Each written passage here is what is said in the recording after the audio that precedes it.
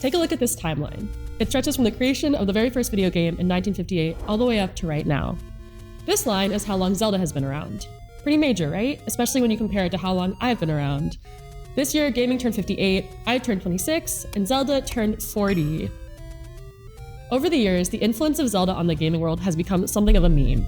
Like, of course, it's an incredible franchise, but let's be clear here. Some of the greatest games are fun and popular, but not many are actually influential in the canon of game making. Zelda is, and the deeper I dove into it, the more layers of influence I discovered. The TLDR here is that Zelda has genuinely taken on the biggest design problems facing video games with nearly every major installment. And through exploring those major questions, tackling evolving graphics and genres, it's become one of the GOATs of game design. That impact and recognition is well earned, because while it succeeds at solving design problems, it also manages to set new standards that positively shape the next generation of design innovations.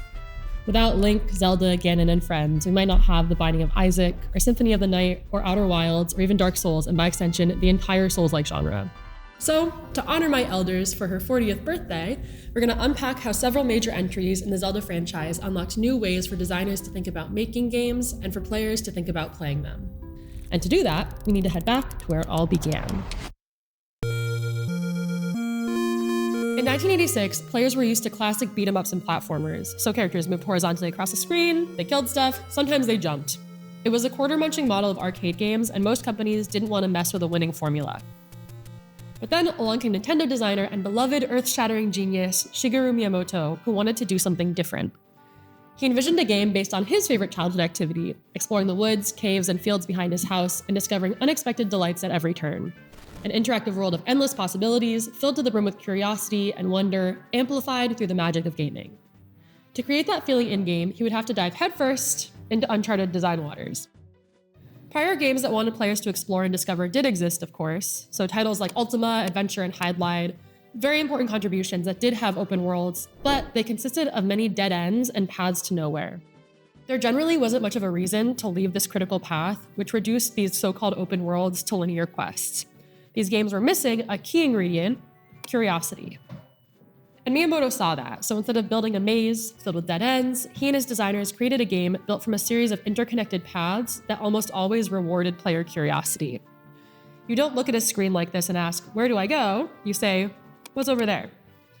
The Legend of Zelda trusted its players to get lost. It wanted players to get lost. It said, "Go ahead, kid, go down that path and see what's waiting for you there." And even if you weren't on the critical path, the game still provided you with thoughtful rewards. A rupee, a chest, some new armor, some gear. There's always something at the end of the tunnel. This was and is the core Zelda formula. Curiosity guides you to discover new places, which were seeded with tools, weapons, and items, and in return, the world opens further and new sections would populate in another novel creation, the minimap. All of which allowed you to explore more and begin the cycle again. Today, this framework is so standard, it's simply considered gaming table stakes. Take, for instance, Edmund Macmillan's hit roguelike The Binding of Isaac. The bullet hell action and bizarre sense of humor couldn't be further from Legend of Zelda, but peel that back and you're left with a top-down view, 4 exits to new screens, hidden objects you can only find using bombs, and the ability to chart your own course. Isaac even picks up items over his head when he finds them, just like Link. It all screams Legend of Zelda. And this is far from the only game where the Legend of Zelda's impact was felt. Decades before Zelda inspired Macmillan, it was a clear reference for games like Chrysalis and Nintendo's own Metroid. These games understood that the Legend of Zelda was successful because it rewarded curiosity and iterated further on those lessons in their own ways.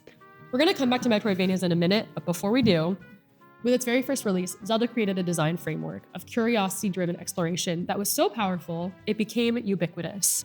This wouldn't be the last time that the franchise took gaming and gave it a much-needed kick in the pants either, because nothing is born perfect, and while The Legend of Zelda was a success in the curiosity department, that success revealed other design problems that needed to be solved. Which brings us to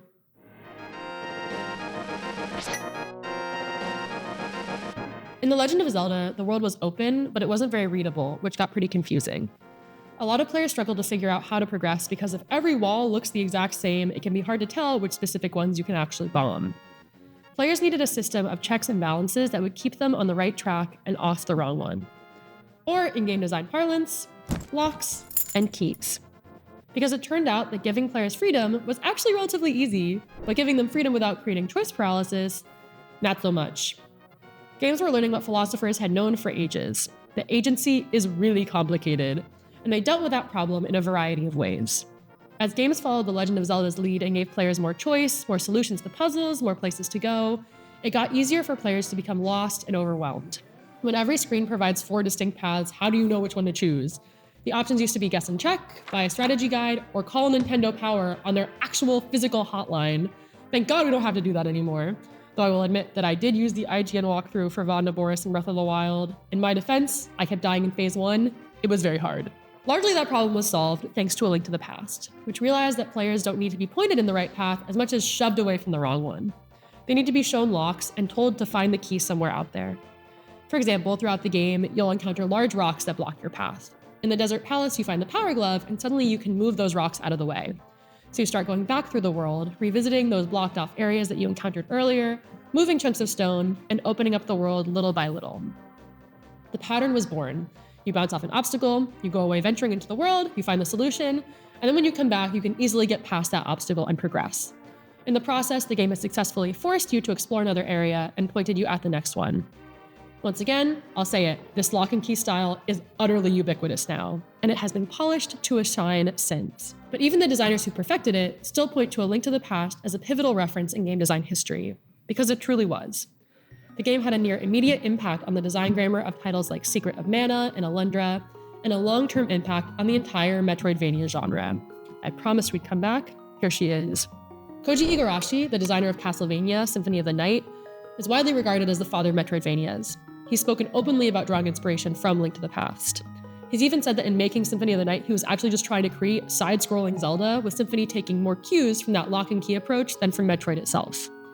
In Symphony, areas would be blocked off with specific obstacles. When players found the right item or power, they could backtrack and unlock massive new areas to explore and start this whole process again. While this framework would spawn its own pantheon of beloved titles in the Metroidvania universe, there is no denying that it firmly has its roots in Zelda. The lock and key design is found throughout the game, but it truly stings in the Dark World. There, the boundaries between dimensions act as the ultimate puzzle, requiring players to treat both world states as a series of complex locks and keys. This emphasis on navigating one reality to unlock progress in another appears in a variety of titles, from Chrono Trigger and Radiant Historia to the Zero Escape series. But one of my favorite examples is the extraterrestrial masterpiece that is Outer Wilds.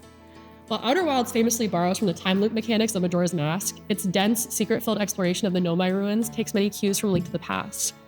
The ruins use curiosity to pull players through space, slowly providing the information needed to piece the world together. Each trip reveals more and opens new options, so there are still locks and keys at play, but now the keys are knowledge-based. The influence of A Link to the Past is everywhere, and it represents the moment the Zelda formula that we know today truly hit its stride. In The Legend of Zelda, players could explore anywhere to determine the path forward, but were often confused about what progress actually looked like. A Link to the Past used mixed settings and styles to signal players with precise intentionality. Items and obstacles were placed very intentionally so that you'd find them just when you were ready for them, at the right time to explore the areas and activities that they unlocked. You might think that 2 back-to-back titles that redefine how designers think about games was enough, but apparently, when you're Zelda, it's never enough. Especially because the art of design is always growing, and gaming was about to enter the 3rd dimension. The addition of a new dimension meant new spaces to explore and new problems to solve, so of course the Zelda team took the opportunity to somehow outdo themselves and change the future of gaming again.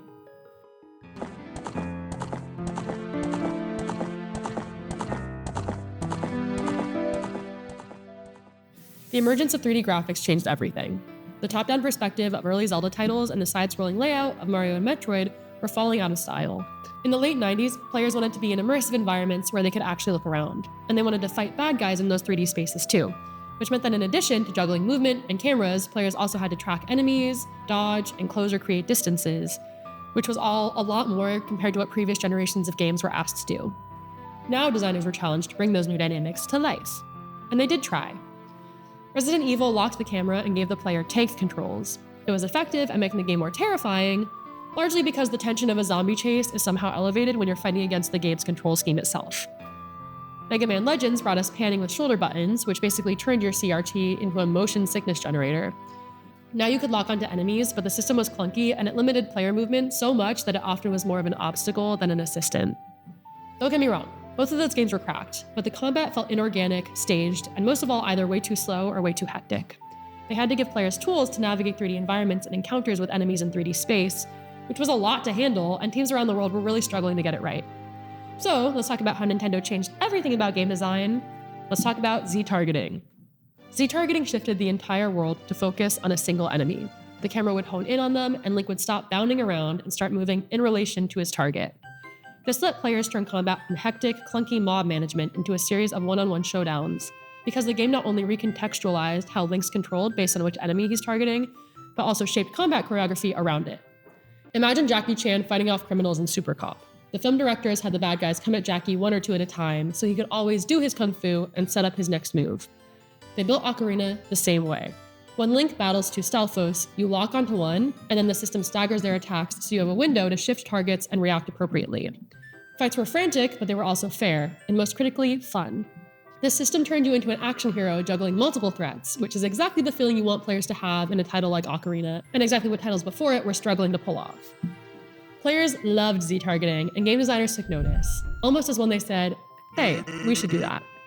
Z-targeting quickly evolved into what we now consider modern lock-on systems. Yet another impactful and now ubiquitous contribution by Zelda. For example, it's the bedrock of the combat model in the Soulsborne series, starting with Demon Souls. In those games, being able to lock onto notoriously difficult, often gargantuan bosses allows players to strafe and orbit foes with precision. The joy stems from a time-based dance of internalized patterns and cues, a feat that would have been nearly impossible without a camera firmly anchored to the enemy. Ocarina understood and taught future designers that player controls in combat are allowed to be different than when out of it. Without this system, the fundamental design philosophy of the Soulsborne games might not be what we know it as today. It's all thanks to Z-targeting. I know it sounds like I'm overstating this, but I'm not. Z-targeting enabled players to track enemies without limiting movement or compromising their access to Link's kit. It turned combat into a space for experimentation and expression, and because it was so successful and so beloved, it became a ubiquitous element of game design. Soulsborne games aside, you can see its influence on all sorts of games, from Diablo 3 to the Arkham series. This is why Zelda games are so magical. They see the biggest questions gaming has to answer, and they come up with unexpected solutions. By thinking outside the box and staying true to a philosophical goal, they continuously find design techniques that change the shape of the countless games that follow. And Zelda kept innovating and driving games to new heights all the way up until... For nostalgia reasons, as someone who grew up with the Wii, Twilight Princess is my favorite Zelda game. And since I'm making this video, we're going to talk about it. Now, Zelda's designers are no strangers to risk. When they see a design challenge, they don't shy away from it. They see it as an opportunity to experiment. Whether that's openness in the original, Z-targeting in Ocarina, or motion controls in Twilight Princess. That's right, in 2006, like many of us, Nintendo thought motion controls were the future of video games. We were playing Wii Sports, Red Steel, House of the Dead, No More Heroes, Lego Star Wars, and our imaginations were full of the incredible things that might come next. So it was no major surprise when the Twilight Princess release was pushed a year so that it could be ported from GameCube to Wii and adapted to use these newfangled motion controls. They wanted to take a swing at developing the grammar for the design problem of the era. Motion controls turned out to be a novelty in design that didn't super last, but Twilight Princess tried to use those controls as best it could to really put us in Link's shoes, letting us aim his bow and swing his sword rather than pressing buttons to tell our avatar what to do. It was revolutionary stuff. The designers saw gaming entering a new era, one of hyper-immersion, and they felt called to it. An initial version of the game had a first-person perspective, but the designers, correctly, thought that something was lost when players couldn't see all of Link's movements. When that was scrapped and a new control system was integrated, testers found that to be too complicated and thought the move away from motion controls was unsatisfying. So director Eiji Aonuma took a page out of Miyamoto's book and refocused the control layout to be simpler and more immersive. They reduced the complexity of camera controls and made item use more accessible, largely by returning to motion control. Doing this freed up buttons on the controller to more directly interface with commands and had the added benefit of creating the immersive reality of swinging the Master Sword yourself. It did create a new problem, though. Link holds his sword in his left hand, but players hold the Wii controller in their right. Because so much time had been spent honing and mastering the motion function, there wasn't time to adjust the system, so instead the designers literally flipped the entire game horizontally.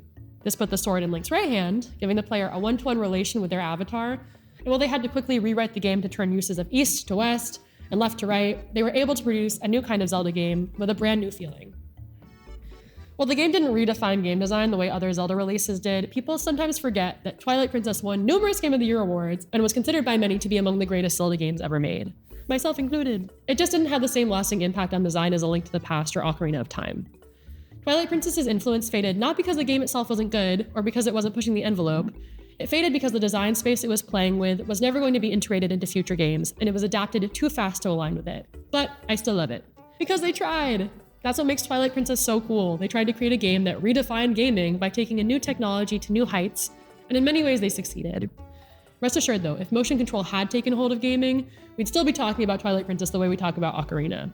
Even now, when I find myself contorting to perfectly angle my Switch for the bullseye I need in Tears of the Kingdom, I think of my OG queen, or rather my OG princess. It's also a great reminder of how every Zelda game experiments and adds to the franchise formula, even the ones that didn't get a dedicated moment to shine in this video. Twilight Princess played with motion controls, but also with a more realistic art style and introduced more fleshed out NPCs. Wind Waker toyed with a more cartoonish and playful aesthetic, whose style you can see echoes of in later entries. And of course, Majora's Mask pushed the boundaries of genre in a Zelda game by introducing elements of horror alongside that renowned time loop concept. Okay, time for the main event.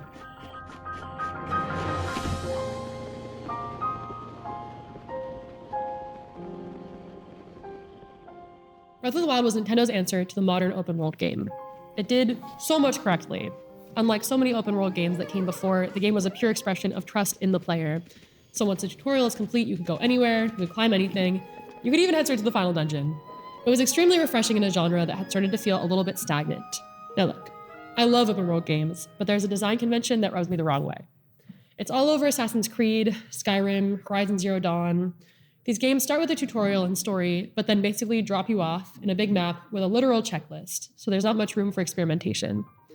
Now, checklists are nice. I'm physically and emotionally reliant on my notes app. I would have no idea what groceries to get otherwise, but they aren't adventurous. And if there's one thing Zelda wants us to feel, it's the romance, the thrill, and the wonder of adventure. Enter Breath of the Wild's open-air design and chemistry engine. Instead of presenting gated regions or checklists to guide player action, Breath of the Wild offers a world where if you can see something, you can reach it, even if what you find there might kill you. Famously, it used the triangle rule, which utilizes strategic landmarks to obscure the player's view. Every time you scaled a mountain, arrived at a campfire, or emerged from a shrine, you were greeted by some new curiosity in the distance, and then when you arrived there, the same thing happened again. Like the original NES game, it depends on the player's natural curiosity and emergent gameplay to form the actual experience. There's a big difference between looking down at a map and seeing, oh, there's a side quest over there that's clearly pinpointed, and looking through Link's Shake-a-Slate, seeing a tall, distant plateau, and thinking, I have to see what's over there. Open-air design created the purest manifestation of Miyamoto's original goal. You pursued a destination, but the real magic would happen on the way as you engage with the world around you. Beyond the, pardon the pun, breathtaking landscapes that inspire exploration, the game's mechanics paired with the open-air design to ration up that impulse to the nth degree. Everywhere you go, there are things to gather and systems to experiment with. The vibrant feeling of the world doesn't just come from collecting resources, it's created by the unique chemistry engine that produces clear rules for the world and thus nearly limitless possibilities. Simply put, elements like fire or water can interact with materials like trees or rocks and change them, like setting a tree on fire or making a rock really slippery. This opens up a wide range of options for solving puzzles, combat, and navigation, like burning a stack of leaves in a puzzle room causes a wind that allows you to float to the solution, or shooting electric arrows at enemies standing in a river, zaps them all, and knocks them out. There's an endless combination of emergent options, and discovering them through the chemistry engine brings a sense of significance to things as simple as moving across the map. And boy, can you move. You can ride a horse, you can fly on a glider, you can climb pretty much any surface as long as it's not raining. And the Shake-a-Slate's other powers, like freezing things in time, are designed to open up even more ways to solve puzzles, traverse the landscape, and deal with enemies. All these tools are fun on their own, but wouldn't mean anything if the game didn't take the time to populate its world with countless use cases for them, which it did. The game's many Shake-a-Shrines seem to be intentionally designed, self-contained sandboxes that dare the player to dream up outside-the-box solutions. And of course, the game was insanely influential. Almost as soon as Breath of the Wild came out, open-air design became the solution to the checklist problem. It provided an immersion and a sense of adventure that you can see in follow-ups like Elden Ring, Ghost of Tsushima, even Sonic Frontiers, to name just a few. Breath of the Wild introduced the idea that games can build a world full of things that people want to explore, and just by wandering around, players can find adventures to go on, items to experiment with, and quests to pursue. All organically, without a pile of menus and lists to go through. Just like Miyamoto's original inspiration. Open-air design was a huge change in both the franchise and in gaming as a whole, and it helped make Breath of the Wild the masterpiece that we know today, all while paving the way for the open-world games that arrived in its wake. Everything about it, and so many of the choices that Nintendo made in the games prior, is about this deep commitment to tackling the design problems of the day. By having that core philosophy guide this game too, Nintendo was able to deliver a modern contribution to game design that felt huge, incredible, and undeniably Zelda.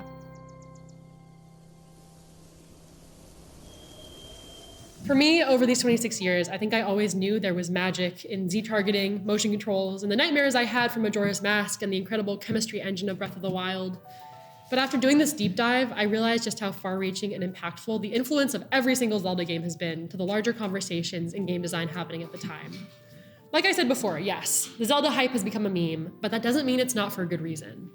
With every release, the designers confronted the biggest challenges in game design head-on and found unique solutions that redirected industry trends, although for most players, it was just a fun game filled with characters that we came to love. That accomplishment alone places Zelda in the conversation for greatest of all time. Miyamoto set out to capture the spirit and joy of his childhood adventures in an interactive container, and he nailed it. The world he built, the mechanics he created, the experimental processes that brought these games to life, all hold true to that original vision. Since 1986, until the end of time, Zelda has always been, and will always be, a love letter to the delight of exploration. Today, the Zelda team keeps dreaming up new ways to bring that sense of adventure and discovery into the hands of players. In Tears of the Kingdom, they continue to experiment with the innovative chemistry engine, and even added building into the mix to further expand those near-limitless possibilities. There's no telling what crazy path they'll go down next, and how that path will influence the future of games. But I do know that if the next 40 years of Zelda game design are half as interesting as the first half, I am very excited to see what the franchise has in store. For more on the craft of game design, stay tuned, and thanks for watching.